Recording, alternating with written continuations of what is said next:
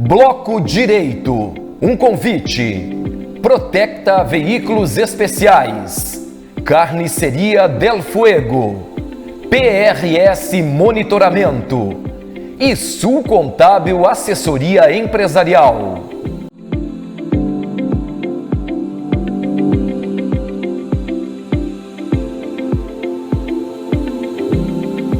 No Bloco Direito desta edição, o jornal lhe apresenta o perfil do advogado Dr. Marcelo Lugo, profissional com sólida trajetória na área jurídica. Formado pela Universidade Luterana do Brasil, a UBRA, atua na advocacia desde 2005, com ênfase nas áreas de direito de família e direito criminal. É sócio proprietário do escritório Lugo Advocacia, com atuação em Santa Maria e várias regiões do estado.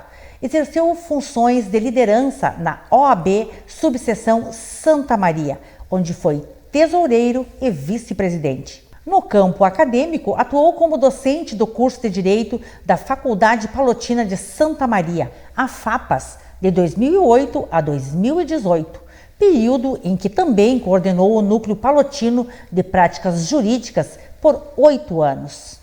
Um privilégio recebê-lo aqui em nossos estúdios, realmente uma grande honra tê-lo aqui para esclarecer dúvidas e falar sobre suas áreas de competência como nosso convidado especial do jornal. Seja muito bem-vindo, Dr. Marcelo Lugo. Muito obrigado a todos que nos assistem. É um prazer estar aqui, Giovana. Muito obrigado mesmo pelo convite. Nós que agradecemos. Bem, com 20 anos de trajetória na advocacia, vamos esclarecer como está estruturado o escritório Lugo Advocacia. Qual o foco que o escritório costuma trabalhar e a equipe de profissionais, trabalho jurídico desenvolvido pelos profissionais, sim. Como ocorre? Na verdade, essa experiência da advocacia me proporcionou a eu ter na verdade não digo a ter, né, mas seguir uma linha de atuação um pouco diferente de alguns escritórios da cidade. Por quê? Tu bem sabe, a maioria que nos assistem sabe que a demanda judicial hoje em dia está muito assoberbada. O judiciário praticamente encontra-se quase que engessado, por assim dizer. Então o nosso escritório acabou por isso optar numa atuação preventiva. De que forma? Fazendo com que o cliente que nos procura evite ao máximo chegar no judiciário. Claro, nós não fugimos do litigioso, mas não está no nosso foco a atuação litigiosa. Porque muitas pessoas que nunca tiveram participação dentro de um processo, nunca foram numa audiência, você não tem noção o pavor e a parte emocional deles como ficam. Então, não vindo de um só cliente, mas de vários, eu acabei percebendo que eu como profissional da área vou obrigar o meu cliente a participar de uma situação que fica desconfortável a ele, né? Sim. Então, eu comecei a verificar que a parte preventiva, a prevenção por si só, além de ser mais rápida, menos onerosa ao cliente, tá? E por óbvio, o profissional recebe seus honorários muito mais rápido. E claro, se mantém também uma conduta ainda positiva entre as duas partes, não se cria aquele embate que um processo judicial muitas vezes acaba gerando. E por óbvio também, o contato com o profissional do outro lado da advocacia acaba sendo muito mais leve, mais sutil, né?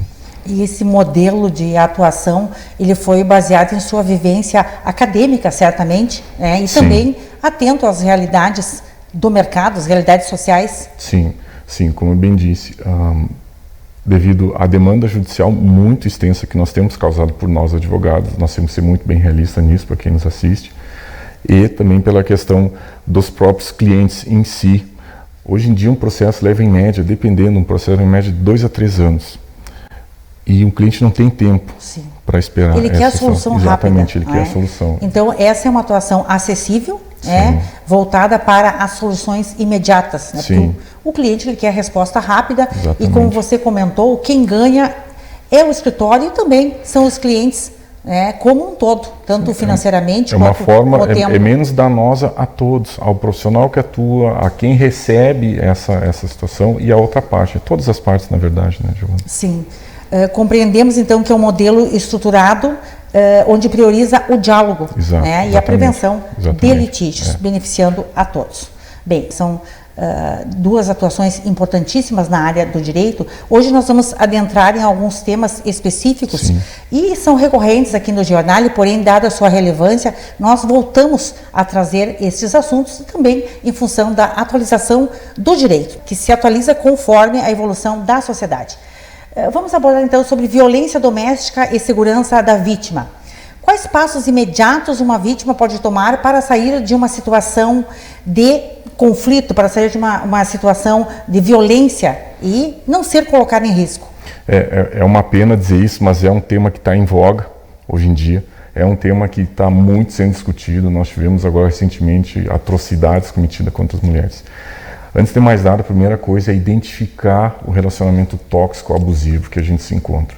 Tem 3 principais pontos que isso daí a psicologia já disse e os estudos assim, já afirmaram que é um ciclo, na verdade, né, Giovana? Primeiro, aumento da tensão, ou seja, quando começam as conversas, o tom de voz mais elevado e por parte do agressor, por parte da vítima, acontece aquela situação onde ela diz, não, ele teve um dia cheio, ele está estressado, isso vai passar. Só que isso não passa. E esse aumento da tensão passa para a segunda etapa, que é a violência. Nós temos que entender que a violência, hoje em dia, ela não é somente física, como se identifica. São 5 tipos de violência que são identificados. Violência sexual, que eu acredito seja uma das piores, a psicológica, a física, a patrimonial e a moral. Então, não é o fato de simplesmente agredir fisicamente que nós temos a violência. Nós temos por meio de ofensas, por meio de palavrões, até a restrição patrimonial. Ou seja, aquela esposa que cuida dos filhos, cuida da casa e depende financeiramente do marido, a restrição patrimonial financeira dele perante sua esposa é considerável uma violência. E a terceira etapa do ciclo é a lua de mel, que essa é a pior parte, que é o quê? Quando o marido se arrepende ou o companheiro se arrepende. E aí na cabeça da vítima não, passou, foi só uma fase. Então ela acaba perdoando. Sim. E aí nós retomamos a primeira etapa. Na segunda etapa, que eu digo, quando existe a violência, qualquer dessas violências, é onde a vítima deve tomar a primeira atitude, porém, pela vergonha, perante a sociedade, ser uma sociedade patriarcal, é uma pena em dizer, mas nós vivemos uma sociedade patriarcal, os costumes, a questão financeira, principalmente, que eu verifico nas demandas que nos aparecem no escritório. Então, tudo isso impede que ela vá buscar ajuda. Mas, hoje em dia, nós temos diversos meios de socorro à vítima por violência doméstica, casas de referência, o próprio Ministério Público, a Defensoria para as pessoas que não têm condições financeiras, então o 180, vizinhos, amigos. Então, hoje em dia, não existe mais a vergonha. Sabe aquela brincadeira que dizem, em briga de marido e mulher não se mete a colher? Se deve meter a colher, sim. Verdade. Esqueçam esse ditado não deve mais existir. Então, em briga de marido e de mulher, se deve meter a colher, sim. Nós não podemos ficar silentes ou simplesmente ver como se isso fosse normal. Não é normal. Não é normal. Uma violência psicológica, o estresse hoje em dia, que todos nós temos uma parcela de estresse, é um problema. E isso Sim. muitas vezes acaba gerando... É um agravante. Exatamente, é um agravante. Então você falou de vários tipos de violência que só agravam. Correto. E aí a mulher ela fica aguardando aquela fase passar, e aquela fase não passa nunca, não passa. E só piora a situação.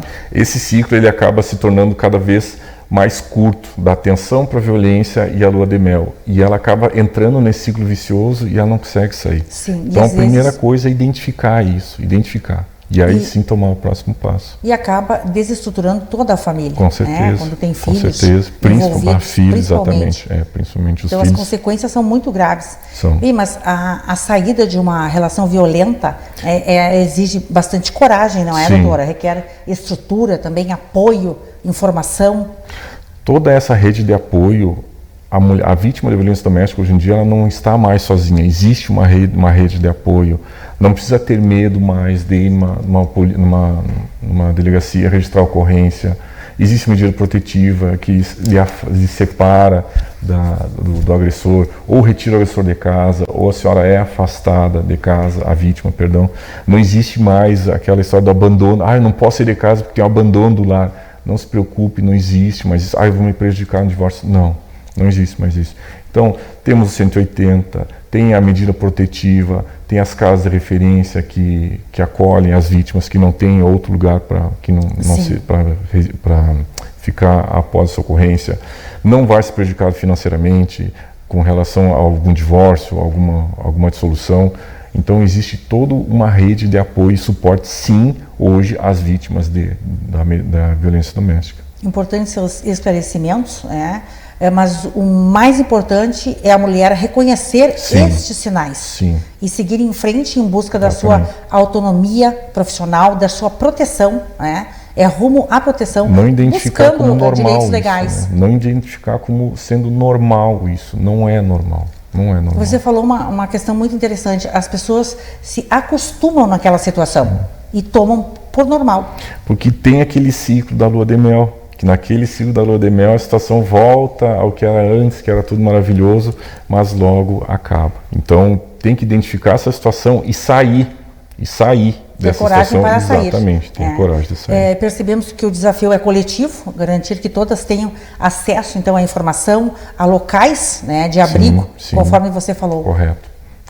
E é uma responsabilidade da sociedade também, Giovana, porque enquanto mulheres não têm a coragem, pessoas próximas devem ter essa coragem e apoiá-las nesse sentido. E recorrer, não é? Buscar onde se abrigar e como recomeçar, principalmente. Correto. Enquanto há vida, há realização. Exatamente. Nós temos que passar essa esperança aqui para quem está vivendo uma situação triste, trágica como essa. Exatamente. Bem, vamos falar de um outro assunto que merece destaque, porque também faz parte do cotidiano das famílias, que é sobre o planejamento patrimonial e herança. Dr. Marcelo Lugo, por que heranças mal organizadas e sociedades mal definidas podem colocar em risco o patrimônio da família? Bom, nós estamos falando da holding, né? Que seria, hoje em dia também é a onda do momento, a holding patrimonial, a holding empresarial. A holding, pelo próprio termo diz, holding é segurar, guardar, né? Então, onde grosseiramente se pega todo o patrimônio familiar ou empresarial e se transforma numa pessoa jurídica. Tá? Hoje em dia, nós vivemos no Brasil, então nós temos uma insegurança jurídica. De que forma? O Brasil é o país que mais sofre processo. Então, pessoas físicas, pessoas jurídicas são sempre sujeitas a um processo. Inversão do ônus da prova, assistência judiciária gratuita, tudo motiva ou possibilita que as pessoas tenham acesso muito rápido ao judiciário e aos processos. Então, a holding ela serve como uma blindagem patrimonial. De que forma? Se afasta o patrimônio da pessoa física ou da pessoa jurídica, blindando de certa forma, ou, digamos, mitigando a possibilidade daquele patrimônio ser atingido. Isso em fins empresariais. Dentro de uma família, o que nós temos? Muito dinheiro, muitos problemas, inveja, todas essas questões que o dinheiro acaba, mesmo que se eduque um filho ou um pai, isso pode acabar acontecendo. A holding, essa blindagem patrimonial que se tira todo o patrimônio da pessoa física e se transforma em uma pessoa jurídica, ela vem aqui a evitar essas questões. Então, a vontade em vida que, digamos, o patriarca ou a matriarca possui, em morte ela vai seguir, porque a pessoa física morre, mas a holding, que seria a pessoa jurídica, não, ela segue. Então, toda aquela vontade que existe, segue. Um exemplo bem simples é a Globo, que é o Grupo Marinho. Olha o patrimônio que eles têm, existe uma holding ali. Exato. Então, não existe mais aquelas brigas por interesses próprios, e sim, existe uma pessoa jurídica com um administrador que vai ser diferente dos interesses pessoais, familiares, e sim, dentro de uma empresa. Está tudo muito bem definido. Sim, não é? Exatamente. Cada um sabe o que é seu. É por isso que reforçamos aquele ditado popular, não é, doutor? É mais fácil dar com a mão quente do que com a mão fria. Exatamente, exatamente. É um ditado muito verdadeiro. Exatamente. E a holding é bem isso, você dá com a mão quente do que a mão fria. E essa ausência de planejamento, então, ela transforma vínculos familiares em disputas judiciais, né, que não aconteceriam se estivesse tudo de forma organizada, Não é verdade? O famigerado inventário, pobrezinho, imagina isso, ele acaba sendo, se for judicial, acaba sendo demorado, muito demorado, todos sabem disso, leva 5, 6 anos, dependendo do patrimônio ou da vontade das partes. Em cartório também existe uma burocracia mínima que deve ser atendida e custos, o que muitas vezes, se tem um patrimônio totalmente engessado, sem finanças, onde nós temos 2 imóveis, por exemplo, só que nos imóveis não vão ser vendidos porque as famílias moram ali, os herdeiros moram ali. Então tem que se despender valores. Claro. A holding, ela evitaria tudo isso. Ela evitaria. Exatamente. E promessas verbais, né? Ainda que cheias das boas intenções, nossa, não é garantia de nada, porque não tem uma garantia legal. O que muitas vezes acabam fazendo com que os pais se revirem no caixão, vendo que suas vontades não foram atendidas, a holding ela sana tudo isso, fica tudo tranquilo. Então, vai ao óbito, né? Aquela pessoa que é o principal da família, sim, correto. Detentor dos bens, né? E quem vai resolver são aqueles que exatamente, estão aí. Exatamente, se mantém e cada um na hora vai puxar para o seu lado, isso não tem como evitar, né? Infelizmente é então, isso. relembramos aqui que uma base jurídica muito bem sólida, né, contribui para a preservação de bens e de empresas. Buscar profissionais adequados, buscar profissionais adequados, responsáveis, especializados na área, para que seja feita uma blindagem patrimonial bem sucedida, né?